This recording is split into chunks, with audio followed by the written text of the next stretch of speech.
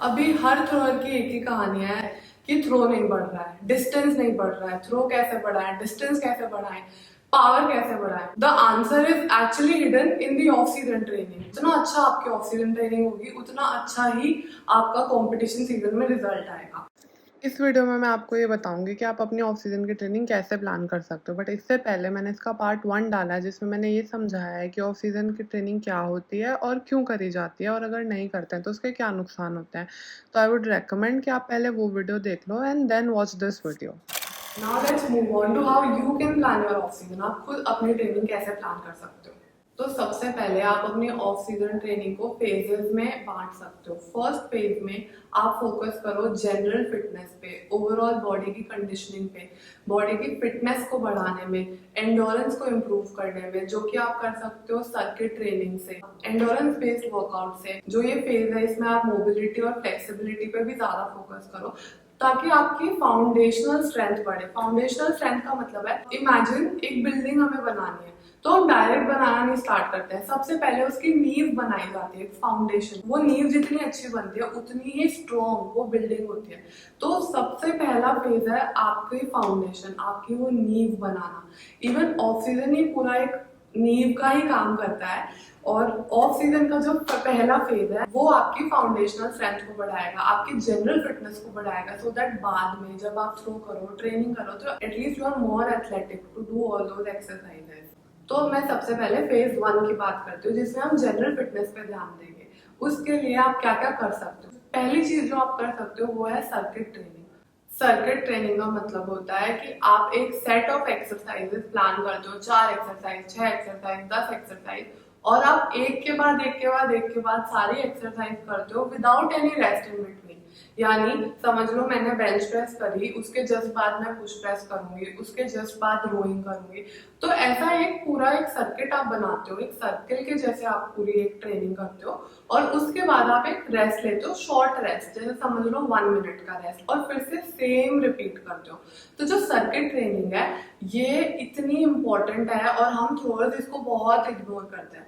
ये आपकी overall body की फिटनेस को तो बढ़ाएगा ही, आपके एंड्योरेंस को भी बढ़ाएगा। उसके बाद ये आपकी बॉडी को अडेप्ट करवाएगा, सिखाएगा कि जल्दी कैसे रिकवर करना है, क्योंकि आपको बहुत कम टाइम मिलेगा रिकवरी के लिए। तो इस ट्रेनिंग से your body will also learn कि भाई मुझे कम टाइम में कैसे रिकवरी करनी है। आपकी कार्डियो हेल्थ भी इंप्रूव होगी और फिटनेस भी इंप्रूव होगी, और आपके जो की मसल ग्रुप्स हैं उनके अंदर एंड्योरेंस इंप्रूव होगी। सर्किट ट्रेनिंग से आपका बैलेंस्ड स्ट्रेंथ डेवलपमेंट होएगा, और सर्किट ट्रेनिंग करने के लिए आप इसको 2 पार्ट्स में डिवाइड कर सकते हो। एक सर्किट आप बना सकते हो सिर्फ लोअर बॉडी की एक्सरसाइजेस का, एक आप बना सकते हो सिर्फ अपर बॉडी की एक्सरसाइजेस का, और दोनों में आप 1 या 2 एक्सरसाइज कोर की डाल सकते हो। फॉर एग्जाम्पल, अगर आपको एक लिफ्टिंग सर्किट बनाना है, यानी कि आपको वेट ट्रेनिंग के साथ सर्किट बनाना है, for lower body you can do step ups, back squats, lunges, और उसके साथ यू कैन डू 1 और 2 core related exercises, for example V ups या ऐसा कुछ भी। सेम तरीके से आप अपना अपर बॉडी का सर्किट बना सकते हो, उसमें आप कोई भी अपर बॉडी की एक्सरसाइज डाल सकते हो, जैसे बेंच प्रेस हो गया, पुश प्रेस हो गया, और उसके साथ कोर की एक्सरसाइज। इसके अलावा आप और भी सर्किट प्लान कर सकते हो जिसमें सिर्फ बॉडी वेट की एक्सरसाइज हो, जैसे कि पुशअप्स, बर्पीज, आपके बॉडी वेट स्क्वाट्स, या फिर एबीसी एक्सरसाइजेस, या फिर कोई जंप्स। तो आप अलग अलग सर्किट्स खुद से प्लान कर सकते हो आपके इंडिविजुअल नीड के हिसाब से। अगर आपको फिटनेस बढ़ानी है तो आप अपने बॉडी वेट के एक्सरसाइजेस डालो, आपको फिटनेस के साथ स्ट्रेंथ बढ़ानी है तो आप इस टाइप का लिफ्टिंग सर्किट कर सकते हो। तो ये एक्सरसाइजेस आप खुद प्लान कर सकते हो। सेकेंड चीज जो आपको फेज 1 में करनी है वो है प्लायोमेट्रिक्स। प्लायोमेट्रिक एक्सरसाइजेस आपके न्यूरोमस्कुलर एफिशिएंसी को बढ़ाएंगे, आपको क्विक मूवमेंट्स करना सिखाएंगे, और बहुत अच्छी एक्सप्लोजिव पावर डेवलप करेंगे। अभी हम सुनते हैं एक्सप्लोजिव पावर होनी चाहिए, थ्रोअर में एक्सप्लोजिव पावर होनी चाहिए, बट होगी कैसे। Plyometrics is the answer. Plyometrics exercises हो गई, जैसे जंप्स वगैरह हो गए या फिर बाउंडिंग हो गई, तो you can include these as well. And आपको यूट्यूब पे बहुत सारी एक्सरसाइजेस मिल जाएंगी, तो आप उनको देख के या तो वो एक्सरसाइजेस अपने सर्किट में डाल सकते हो, जैसे आप बॉक्स जंप डाल सकते हो अपने लोअर बॉडी सर्किट में। बॉक्स जंप्स आपके लोअर बॉडी एक्सप्लोसिवनेस को इम्प्रूव करेंगे, और जो आपके फास्ट ट्विच मसल्स है उनके फाइबर्स को एक्टिवेट करने में हेल्प करेंगे। इसके अलावा आप प्लायोमेट्रिक्स में सैंड जंप्स कर सकते हो, सैंड में बाउंडिंग कर सकते हो, सिंगल लेग जंप्स कर सकते हो। अभी सैंड के अंदर जब आप वर्कआउट करोगे ना, तो एक तो एडेड रेजिस्टेंस होगा सैंड का, इम्प्रॉपर सरफेस होगा, तो आपका बैलेंस और कोऑर्डिनेशन दोनों बढ़ेंगे with your explosive power and leg strength. तो आप ये एक्सरसाइजेस भी अपने ऑफ सीजन के अंदर डाल सकते हो। प्लायोमेट्रिक्स से ना आप ग्राउंड से फोर्स जनरेट करना सीखोगे कि ग्राउंड से कैसे फोर्स जनरेट करते हैं और कैसे वो पावर ट्रांसफर होती है, सेम जैसे कि आपके थ्रोज में होता है। इस फेज में तीसरी चीज जो आपको डालनी चाहिए वो है कोर स्ट्रेंथ एक्सरसाइजेस। आपकी कोर स्ट्रेंथ इतनी इंपॉर्टेंट है और मेरे हिसाब से अब सब इस चीज को जानते हैं, क्योंकि जब आप ग्राउंड से फोर्स जनरेट करते हो और आपके लोअर बॉडी से अपर बॉडी में आपको फोर्स जब आपको लेके जाना होता है, तो वो ट्रांसफर आपकी कोर से होता है और आपकी स्ट्रॉन्ग कोर होना बहुत इंपॉर्टेंट है एक अच्छे थ्रो के लिए। हम अपर और लोअर एब्स को तो ट्रेन कर लेते हैं, जैसे हम लेग रेजेस कर लेते हैं, हम क्रंचेस कर लेते हैं, but we forget our obliques which are very side muscles. तो ये हमारे रोटेशनल स्ट्रेंथ के लिए बहुत इंपॉर्टेंट होते हैं। तो आप इंटरनेट पे search for oblique strengthening exercise, मैं भी आपको ऑब्लिक के लिए एक्सरसाइज बता देती हूँ, जैसे कि लैंड माइंस हो गया, हैंगिंग वाइपर्स हो गया, या फिर लेग रेजेस हम जो लेट के करते हैं उसी में आप अपने पैरों को वाइपर की तरह लेके आओ। All these will increase your rotational strength. एक और चीज आपको कोर स्ट्रेंथ पे ध्यान देना है कि आपको अपनी स्टैटिक और डायनामिक दोनों ही स्ट्रेंथ बढ़ानी है। स्टैटिक का मतलब होता है ठहरा हुआ, रुका हुआ, you where you hold a position, for example planks हो गए, साइड प्लैंक्स हो गए, these are all static core strengthening exercises. And dynamic मतलब है इन मोशन, जैसे कि लेग रेजेस हो गए, क्रंचेस हो गए, you know all are abdominal exercises. So you focus on both your static core, dynamic core, plus don't forget your obliques. Fourth thing जो आप अपने फेज 1 में इंक्लूड कर सकते हो वो है कार्डियो स्ट्रेंथ इंटरवल ट्रेनिंग। तो जब मैं आपको सर्किट ट्रेनिंग के बारे में बता रही थी तब मैंने आपको लिफ्टिंग सर्किट्स बताया था, प्लस मैंने आपको बताया था कि आप अपनी बॉडी वेट की एक्सरसाइज भी कर सकते हो।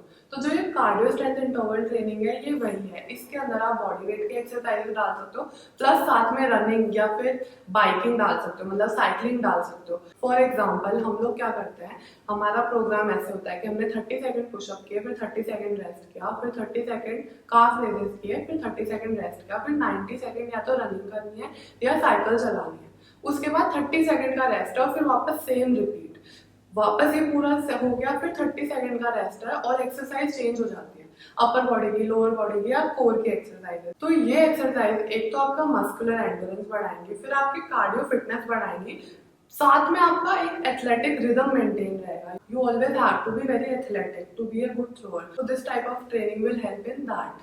So this is a kind of high intensity training, ये भी जरूरी है, ये फेज 1 में ही हम कर सकते हैं अच्छे से।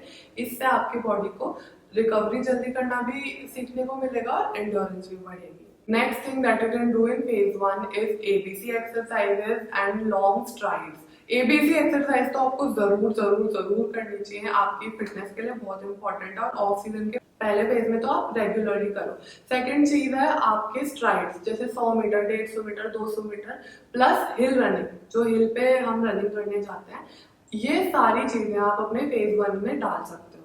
इन सब से आपकी फिटनेस इंप्रूव होगी, अगर एक्स्ट्रा वेट लेके आप घूम रहे हो वो कम होएगा, आपकी लोअर बॉडी स्ट्रेंथ बढ़ेगी क्योंकि you know you are doing longer strides and everything, your endurance will improve. So phase 1 is entirely focused on building your foundational strength. अपनी नींव को स्ट्रॉन्ग बनाने में ही आपको अपने फेज 1 में ध्यान देना है। स्ट्राइड्स के अलावा what you should do is a lot of drills. आप फेज 1 में ड्रिल्स स्किप भी कर सकते हो कुछ टाइम के लिए, क्योंकि आपका जो न्यूरोमस्कुलर कोऑर्डिनेशन है that will also get some rest, और आप टेक्निकल वर्क फेज 2 में भी स्टार्ट कर सकते हो। Otherwise if you want to continue your drills you should start them in the first phase itself.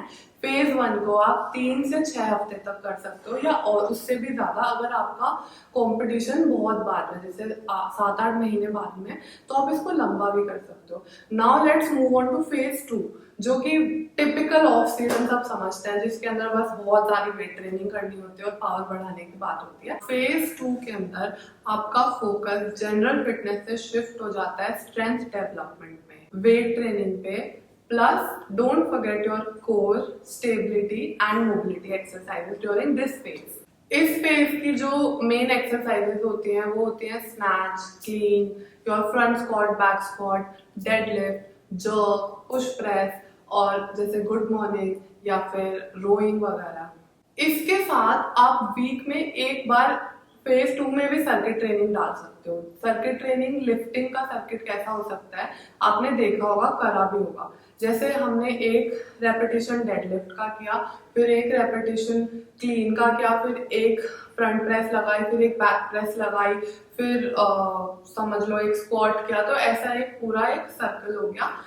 ये एक रेपिटेशन हुआ। ऐसे 5 या 6 रेपिटेशन, तो ये आप वंस अ वीक कर सकते हो। तो आपके फिटनेस, एंड्योरेंस और स्ट्रेंथ तीनों पे साथ साथ में काम होता रहेगा। This kind of circuit is enough for once a week और ट्वाइस अ वीक। ये आपकी फंक्शनल स्ट्रेंथ को बढ़ाएगा वाइल मेंटेनिंग योर एंड्योरेंस। अब फेज 2 में जो हम वेट ट्रेनिंग पे ध्यान दे रहे हैं, ये आपकी ओवरऑल पावर को बढ़ाएगा और फुल बॉडी कोऑर्डिनेशन को भी इम्प्रूव करेगा, क्योंकि स्नैच, क्लीन, इसके अंदर मल्टीपल मसल्स काम में आती हैं। और क्लीन और स्नैच में ट्रिपल एक्सटेंशन भी होता है। Your ankle, knee and hip, all of them get extended at the same time. Same thing happens in your throws as well. इसके अलावा मैंने बताया आप फ्रंट स्क्वाट, बैक स्क्वाट करो तो वो आपके लेग स्ट्रेंथ को बढ़ाएंगे और स्टेबिलिटी को भी इम्प्रूव करेंगे। और मैंने मेंशन किया कि आप गुड मॉर्निंग या रोइंग जैसे एक्सरसाइजेस करो, वो इसलिए क्योंकि आपकी जो पोस्टीरियर चेन होती है उस पर हम बिल्कुल ध्यान नहीं देते हैं, यानी कि आपके पीछे के जितने भी मसल्स होते हैं, your lats, your lower back, so good morning rowing will help in that. Other than those, आपके ग्लूट्स, हैमस्ट्रिंग और काफ, ये तीनों भी पोस्टीरियर चेन का हिस्सा है। तो इसके लिए आप हिप थ्रस्ट कर सकते हो, स्टिफ लेग डेडलिफ्ट कर सकते हो, काफ रेजेस वगैरह कर सकते हो। तो आप आगे के मसल्स पे ध्यान दे रहे हो, but don't forget your posterior chain. Phase 2 में आपको प्रोग्रेसिव लोडिंग करना है, जो आपका न्यूरोमस्कुलर अडेप्टेशन को इम्प्रूव करेगा। आपकी बॉडी अडेप्ट करती जाएगी ज्यादा ज्यादा ज्यादा ज्यादा वेट उठाने के लिए और मैक्सिमम फोर्स जनरेट करने के लिए, जो कि आपको थ्रोज में काम आएगा। Now in this phase you can start doing your throws, a lot of throws and a lot of drills, क्योंकि जो आप वेट ट्रेनिंग में कर रहे हो, जो आप जिम में कर रहे हो, you have to learn to transfer that into your throws now। जो भी आपने वहाँ किया है, आप हर एक एक्सरसाइज जो वेट ट्रेनिंग जिम में करके आते हो, आप यही सोच के करो कि मैं ये एक्सरसाइज क्यों कर रही हूँ या क्यों कर रहा हूँ और ये मेरे को थ्रो में कैसे हेल्प करेगा। फॉर एग्जाम्पल, जब आप पुश प्रेस करते हो, आप जब नीचे जमीन से ऐसे पैर उठा के और वो सेम पावर को आप ट्रांसफर करते हो अपनी लोअर बॉडी से, कोर से होते हुए अपर बॉडी में उठाते हो, तो सेम चीज इम्प्लीमेंट भी आपका शॉर्टपुट का इसी तरीके से होता है, राइट।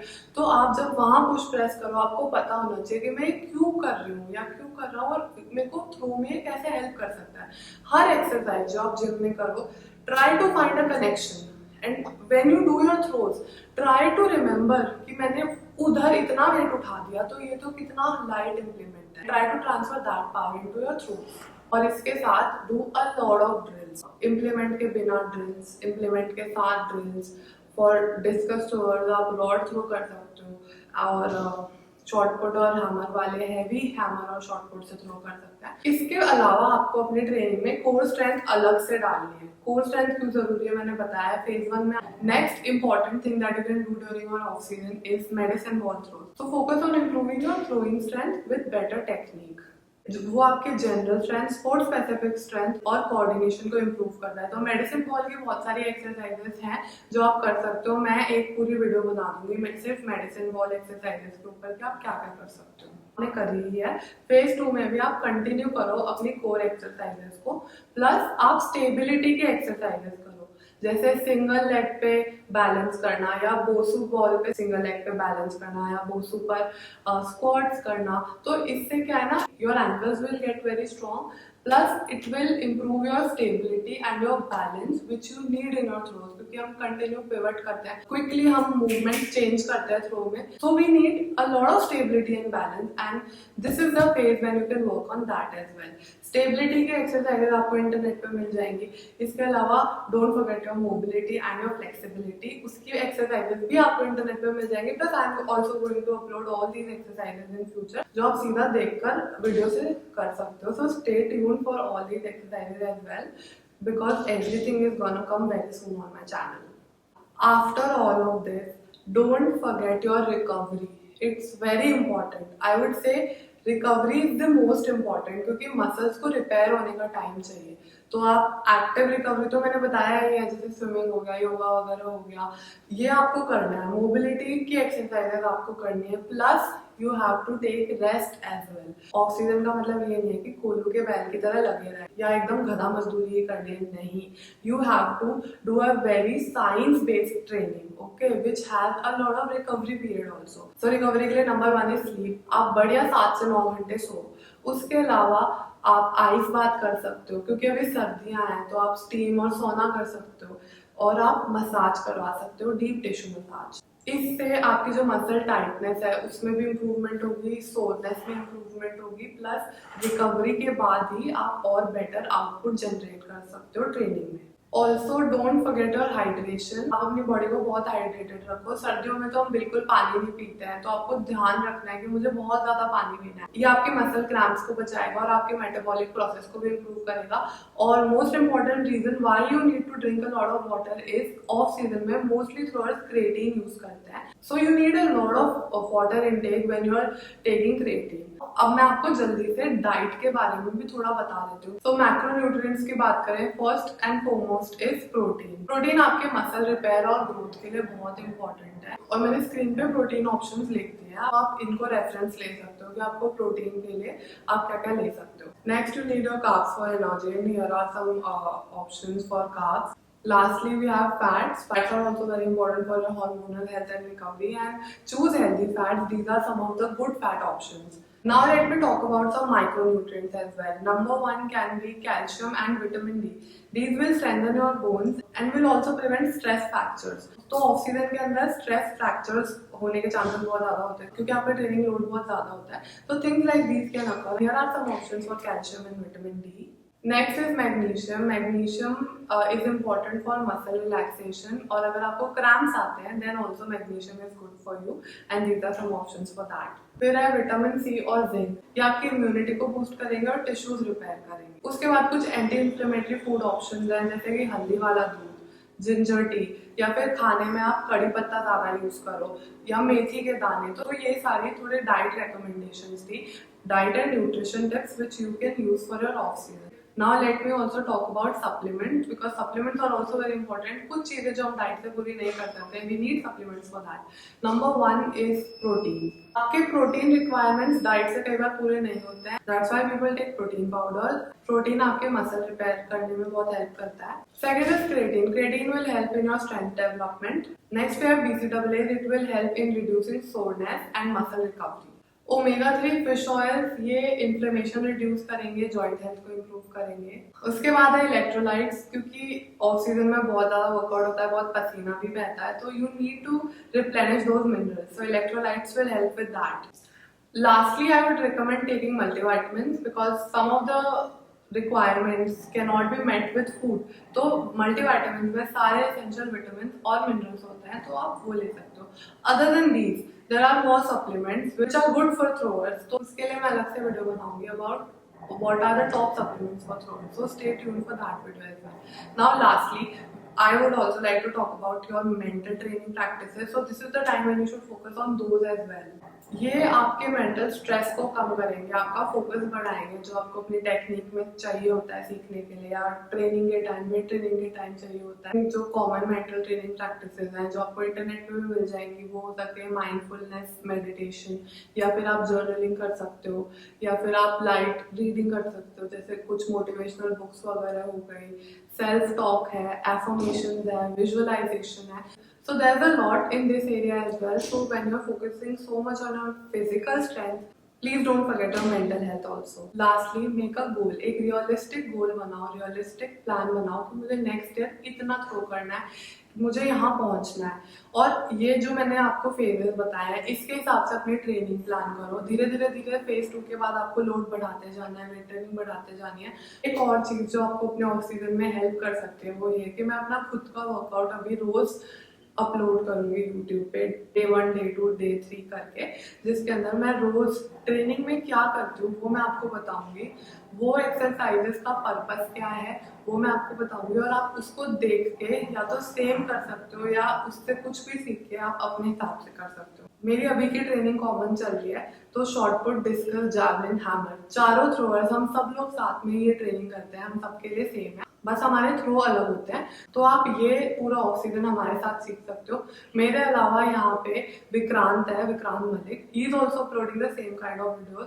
तो विक्रांत भाई ने 80 मीटर थ्रो लगाई है, is one of the leading throwers in javelin throw in India. तो आप उनके चैनल से भी सीख सकते हो, मैं उनका चैनल यहाँ पे लिख रही हूँ। Stay tuned, follow my channel, subscribe to it, and if you like this video then please इसको लाइक करना, मुझे कमेंट करके बताना कि इफ यू लाइक इट और नॉट। और अगर मेरे से कुछ छूट गया है तो वो आप मुझे कमेंट करके बता सकते हो कि आप अपने ऑफ सीजन में क्या करते हो। So this was it for off season. I hope इस वीडियो के बाद आपके ऑफ सीजन के सारे क्वेश्चंस के आंसर आपको मिल गए और अब आप खुद अपना ऑफ सीजन प्लान कर सकते हो। And I wish you all the very best for next season. 2025 में कुछ बड़ा करना है, कुछ तगड़ा करना है, और यही टाइम है उसके लिए मेहनत करने का। So work hard on yourself. जितना वक्त आप अपने आप को बेहतर करने में लगाओगे उतना ही ज्यादा अच्छा रिवॉर्ड आपको मिलेगा। तो बस भगवान पे भरोसा रखो, अपनी मेहनत पे भरोसा रखो, खूब मेहनत करो, and I wish you all the very best for next season.